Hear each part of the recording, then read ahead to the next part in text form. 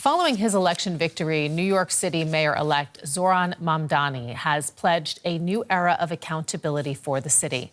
The self-described socialist campaigned on a promise of funding city programs like free buses and childcare, which resonated with voters facing a cost of living crisis in the U.S.'s biggest city. Thank you very much. Time for Zohran Mamdani to acknowledge his victory, thank his supporters, and look ahead to being mayor of New York City. The 34-year-old Democratic socialist reiterated his campaign priorities, tackling the city's soaring cost of living crisis and rebuilding public trust. My first day in City Hall will look like my last day. It will be focused on the cost of living crisis. It will be focused on delivering for the New Yorkers who have been priced out of this city. 1 in 4 New Yorkers currently living in poverty across the 5 boroughs. Mamdani is the city's first Muslim mayor and the youngest to serve in more than a century. His victory came in the face of fierce attacks on his policies and his Muslim heritage from business elites, conservative media commentators, and President Donald Trump himself. Trump reiterated his attack on Mamdani's progressive credentials, although his message post-election was less combative than during the campaign when he called him a Jew-hating communist. And now let's see how a communist does in New York. We're going to see how that works out. And we'll help him. We'll help him. We want New York to be successful. We'll help him a little bit, maybe. Among Mamdani's campaign pledges were free city buses, universal childcare, rent freezes, and higher taxes on the wealthy and large corporations. On the streets of New York, the reaction was mixed. I'm delighted. I'm so pleased. It's time we have some new blood, and this is the time to try it. I'm really very confident it's going to be a good term. I actually think today is a national mourning day. It's kind of appalling that this is what we've come to. The speech that he said right after winning was very disheartening.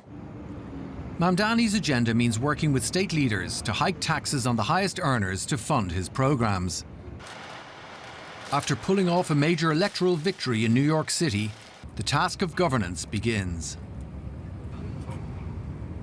So what will the coming weeks and months look like for Zohran Mamdani and New York City? I asked campaign strategist and political commentator Julius Vandelar. I mean, the easiest part of the campaign or of taking off is always the campaign. Now you actually got to roll up your sleeves and get to work. So I think they're going to be transitioning, looking at various aspects. We already learned that he's proposed a team of experts who's going to help him lead the city, which is, of course, a great undertaking. So now I think people are going to look at, is he actually going to be able to deliver on the promises? The rhetoric sounds great, but you always campaign in poesy.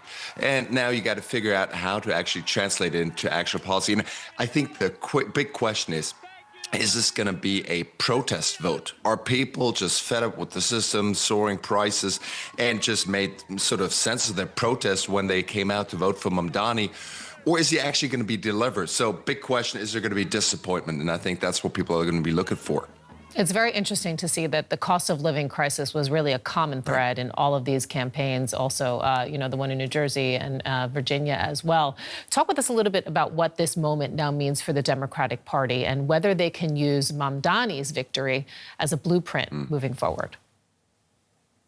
I think it worked in New York City, but you just mentioned Virginia and, of course, New Jersey, two formidable candidates who had their own story.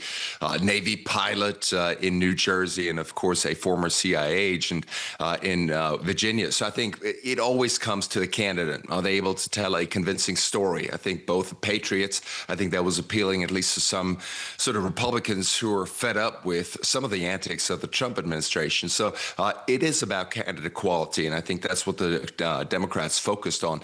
Now, the direction of the country moving forward, again, we can overlearn lessons from particular races, but I think the process just has to play out. And it's going to be good for the Democrats to have a Big Ten, big open primary season where everyone from every spectrum of the political field gets to run and present their ideas. And at some point, they're going to have to make a decision, latest in 2028, when, of course, the next presidential election is going to come around.